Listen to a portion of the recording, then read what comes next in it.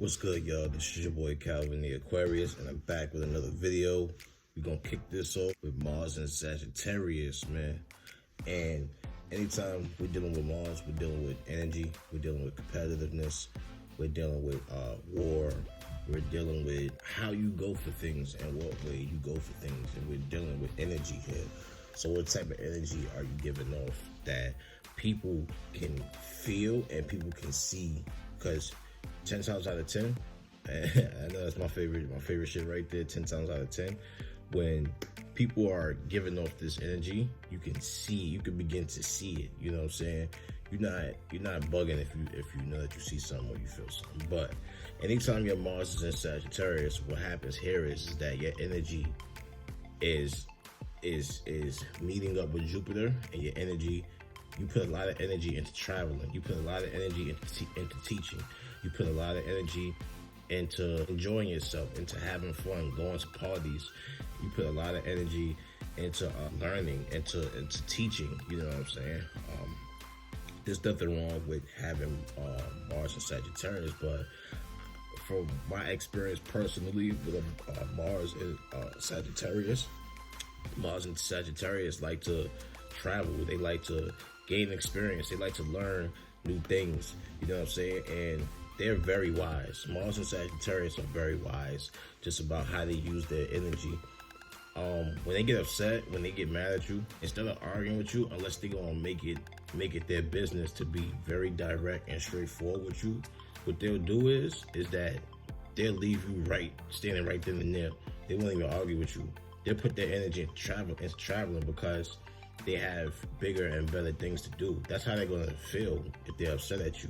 Now, if they're gonna fight you, they're gonna go the distance, because Sagittarius deals with traveling, and it deals with long distance traveling. And Jupiter is here, so Jupiter is gonna make that energy very expansive. So these are the people who aren't afraid to go toe to toe with you and go the distance with you if they have to, if need be. You know what I'm saying? Everything with them is based off of truth. So their line of defense, how they defend themselves, is through truth, is through what they believe. Sagittarius also deals with your beliefs, and it deals with your higher ideals, your higher mind.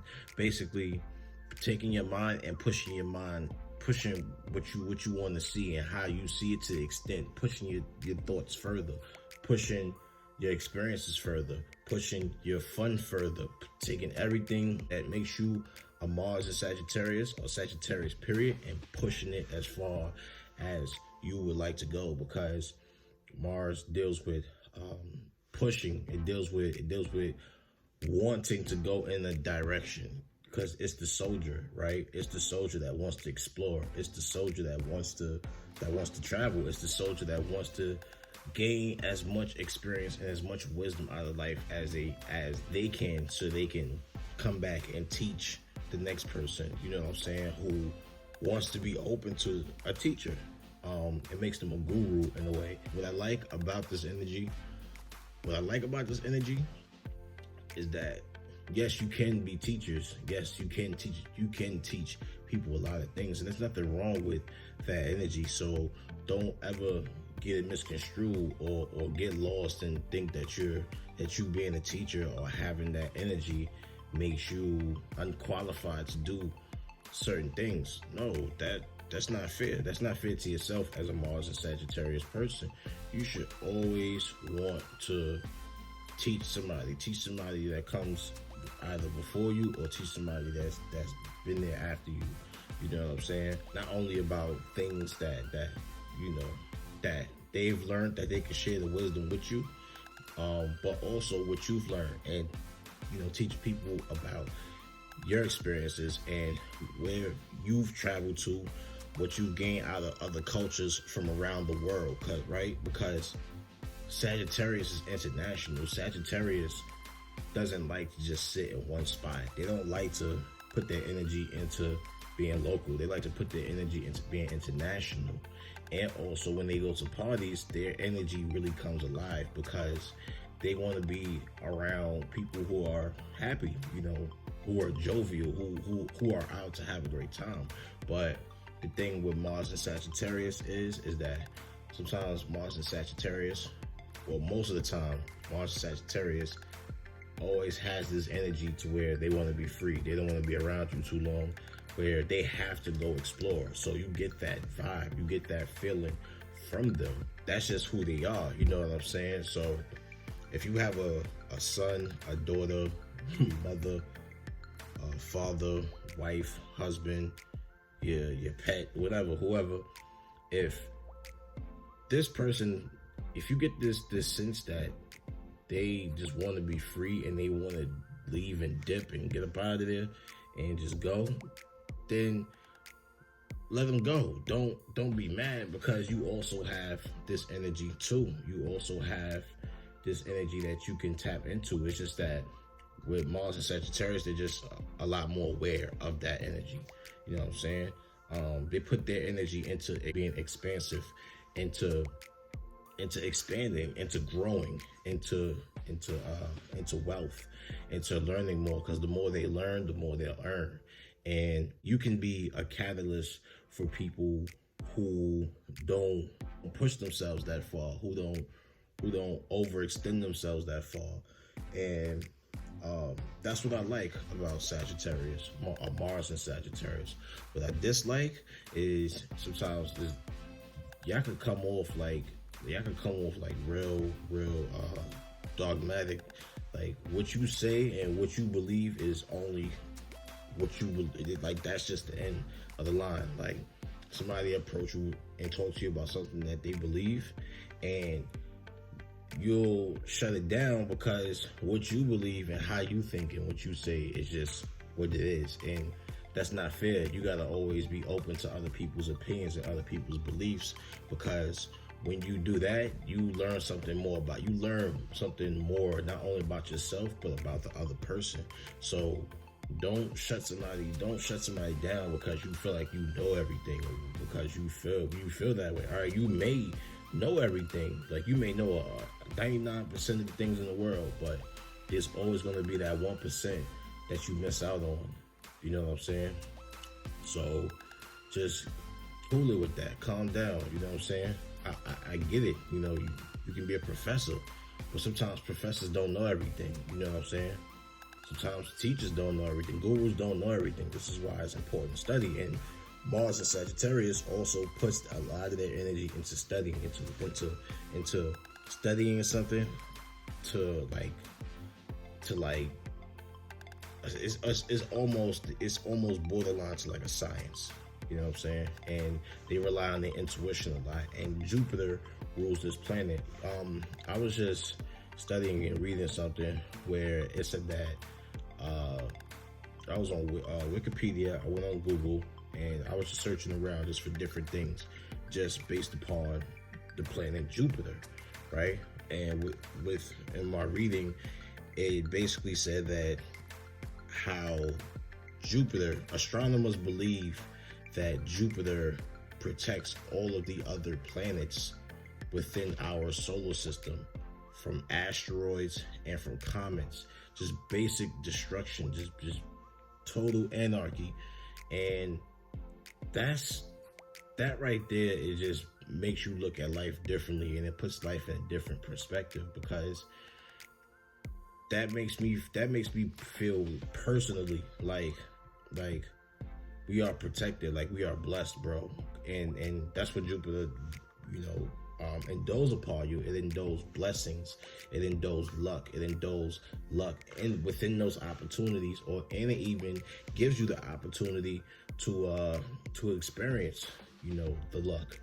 And I think that that's a blessing, bro. How could one planet, you know what I'm saying, one planet control and protect other planets from destruction? Like, that's a blessing, bro, because we don't know what would happen if Jupiter wasn't there. Let's just say Jupiter didn't exist. Let's just say Sagittarius didn't exist. You know what I'm saying? That right there speaks in volumes, because Jupiter is teaching us a lot about its place in our solar system, its place in our planetary life, its place in our existence, bro. That shit, like that's something that you have to be grateful for, bro.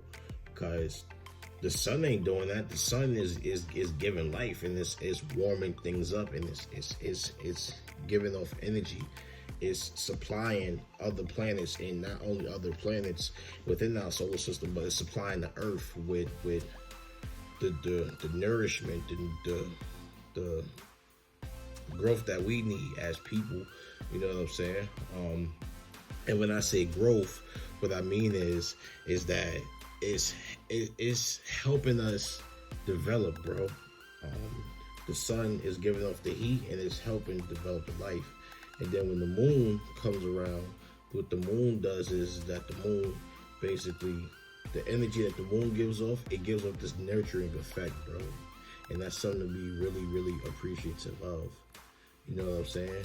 So we don't know what will happen. Well, we have an idea of what can happen and what can transpire if Jupiter wasn't there, but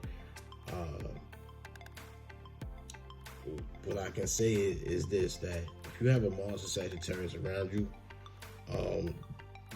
be grateful that they're there. Don't kiss their ass, but be grateful that they're there. And Mars and Sagittarius, don't put your foot in your mouth. Just learn to sit back and be the guru and be the teacher that you are, and just let people, you know, share who they are, share their spiritual beliefs with you. You know what I'm saying? If your Mars is in Sagittarius, what I would encourage is, or if your Mars is in the 9th house, what I would encourage is that if you don't have a passport, I would suggest you, and put your money, invest into a passport, because you have to travel. This is the energy of the traveler. You have to travel, and you have to explore. You have to go to different places. You can't stay stuck. You don't sit there. Don't sit somewhere for too long. Get up off your ass and go travel, bro. Don't be afraid to go travel. Don't be afraid to try something new, because when you try something new, what you do is that you learn, and you carry that experience, and you feel refreshed, bro. You feel a sense of freshness from traveling, bro. Traveling helps expand the mind, bro.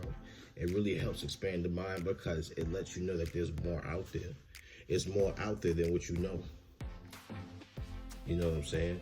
So even with Jupiter providing that shield, providing that blessing, not only for Earth, but for Saturn, Venus, the Moon, and Mercury, it's like we're learning a lot about Jupiter. And Jupiter, if I'm not mistaken, in Greek mythology, Greek mythology is Zeus, and Zeus is like the god of the gods, bro. This is like the god of all the gods, of all the energies that surround Greek mythology, or just the Greek texts, and surround the energy of the names that we use to understand what astrology is. You know what I'm saying? So it's our blessings, bro.